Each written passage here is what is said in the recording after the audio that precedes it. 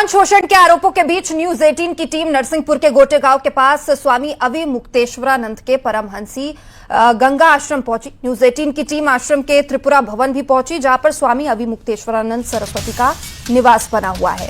आश्रम में श्रद्धालुओं की आवाजाही लगातार बनी रहती है और स्वामी अविमुक्तेश्वरानंद पर लगे आरोपों को स्थानीय लोग और आश्रम से जुड़े लोगों ने पूरी तरह से निराधार बताया है।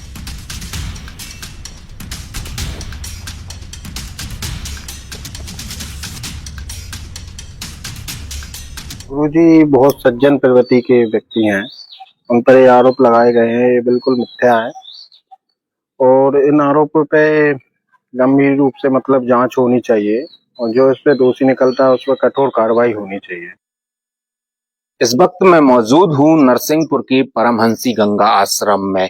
यहाँ पर शंकराचार्य अविमुक्तेश्वरानंद सरस्वती महाराज का निवास बना हुआ है।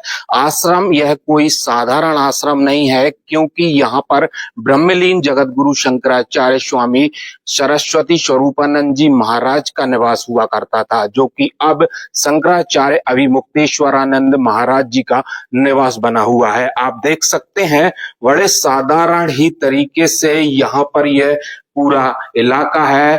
आप देख सकते हैं यहाँ पर बड़े शांत साधारण वातावरण में यह पूरा इलाका बना हुआ है और महाराज जी का ये कक्ष है। जब भी वहां पर वो प्रवास पर आते हैं तो इसी आश्रम में और इसी जो कक्ष है, इसी कक्ष में वह विश्राम करते हैं।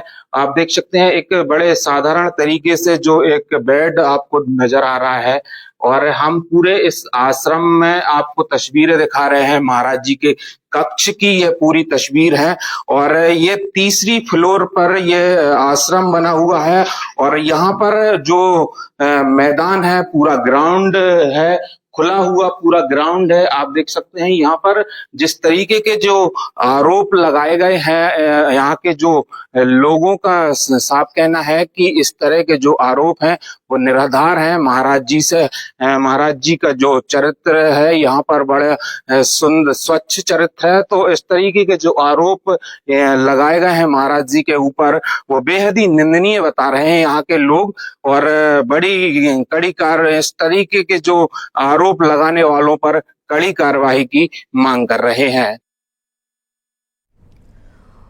और चलिए ज्यादा जानकारी के साथ हमारे सहयोगी सर्वेश दुबे प्रयागराज से और वही भोपाल से शिवकांत हमारे साथ जुड़े हुए हैं। सबसे पहले भोपाल का रुख करेंगे। शिवकांत, ये कोई पहली बार नहीं है जब किसी संत या धार्मिक गुरु पर इस तरह के आरोप लगे हैं और मामला और संवेदनशील हो जाता है, चूंकि यहाँ पर लोगों की आस्था भी इनसे जुड़ी होती है। मेडिकल रिपोर्ट्स आ चुके हैं, इसमें क्या स्पष्ट रूप से यौन शोषण की पुष्टि भी हुई है और अब आगे इस पर क्या एक्शन लिया जाएगा? बिल्कुल आपने सही कहा कि ये पहली बार नहीं हुआ है कि जब किसी संत पर इस तरीके के आरोप लगे हैं और जो मेडिकल की रिपोर्ट की बात की जा रही है वो तो जब सामने आएगी और जब उनको पेश किया जाएगा कोर्ट में और सवाल जवाब होंगे वो एक अलग बात है। लेकिन जो पूज्य शंकराचार्य जी से जुड़े हैं, हम उन्हीं के जो विद्यार्थी कह सकते हैं, उनके में आस्था रखने वाले स्वामी जी हैं, उनके साथ हैं, उनसे पूछ लेते हैं। महाराज जी, ये सब कुछ जो आप सुन रहे हैं, आप टीवी में देख रहे होंगे, आरोप लग रहे हैं, क्या कहेंगे इस सब चीज को लेकर? ये सब इनकी ओछी मानसिकता का प्रतीक है। पूज्य स्वामी जी महाराज पिछले लंबे समय से धर्म के लिए जो है संघर्ष कर रहे हैं। आज उन्होंने जितना संघर्ष सनातन धर्म के लिए किया है, आज कोई धर्माचार्य ने किया है क्या? लेकिन जो कोई भी सनातन धर्म के लिए संघर्ष करेगा उसको आज की राजनीतिक पार्टियां उसको निशाने पे ले रही हैं। अच्छा, और जो लग्जरी के आरोप लग रहे हैं आश्रम के, आप तो आश्रम में भी रहे हैं, कैसा है आश्रम का माहौल और आप क्या देखा आपने? मैं वहाँ का विद्यार्थी रहा हूँ।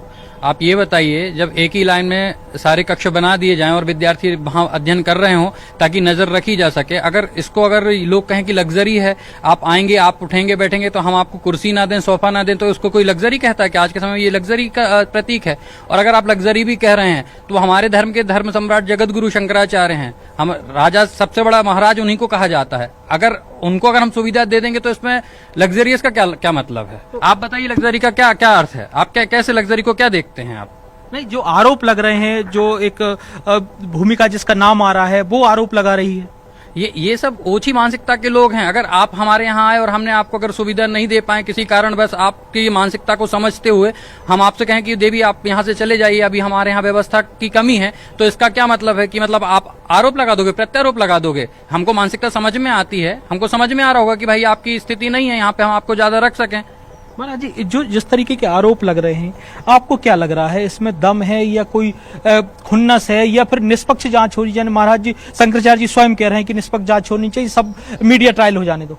ये सब झूठे आरोप हैं, 100% झूठे आरोप हैं।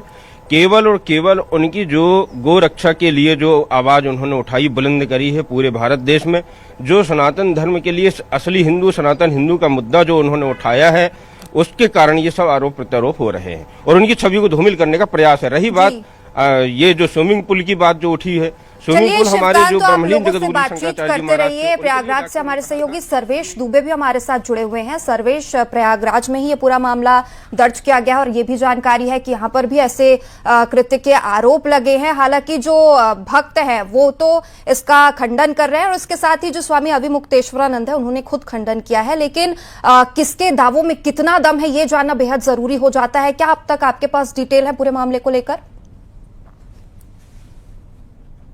कि मैं आपको बता दूं कि पूरे मामले की शुरुआत जो है 24 जनवरी को हुई, उस समय जबकि दावा किया जाता जो शिकायतकर्ता हैं आशुतोष ब्रह्मचारी, उनके पास 2 बटुक आए और उन्होंने आरोप लगाया कि स्वामी अवमुक्तेश्वरानंद सरस्वती के शिविर में उनके साथ यौन उत्पीड़न किया गया है और इसी मामले में उन्होंने झूसी थाने में पहले तहरीर दी। सिलसिलेवार ढंग से अगर हम बताएं, वहां पर पुलिस ने मुकदमा नहीं दर्ज किया और 28 जनवरी को उन्होंने प्रयागराज की पॉक्सो कोर्ट में एक अर्जी दी और उस अर्जी पर सुनवाई के बाद कोर्ट में बयान हुआ 13 फरवरी को और उसके बाद कोर्ट ने इस मामले में अपना जजमेंट रिजर्व कर लिया और 21 तारीख को यानी 21 फरवरी को पॉक्सो कोर्ट ने इस मामले में आदेश दिया झूसी थाना पुलिस को कि इस मामले में पॉक्सो के तहत मुकदमा दर्ज किया जाए और उसी दिन रात 11:37 पर झूसी थाना पुलिस ने एफआईआर दर्ज की और अगले दिन यानी कि 22 तारीख को पुलिस ने इस मामले की विवेचना शुरू कर दी, क्योंकि पॉक्सो कोर्ट ने इस मामले में विवेचना का आदेश पारित किया था। सबसे पहले जहां पर माघ मेला था, जहां पर उनका शिविर लगा था त्रिवेणी मार्ग पर, वहां पर पुलिस पहुंची, वहां पर साइट प्लान लिया। इसके बाद जो पीड़ित नाबालिग हैं उनके घर जाकर, गृह जनपद में जाकर